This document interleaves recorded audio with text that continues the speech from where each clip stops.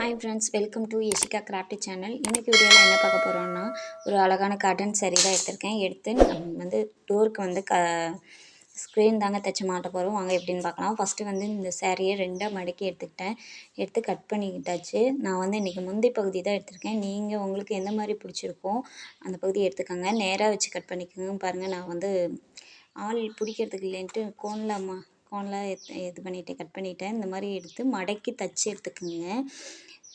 இந்த video skip பண்ணாதீங்க. எல்லாம் இதில் புரியலைன்னா பெரிய வீடியோ லிங்க் டிஸ்கிரிப்ஷனில் கொடுக்குறேன்.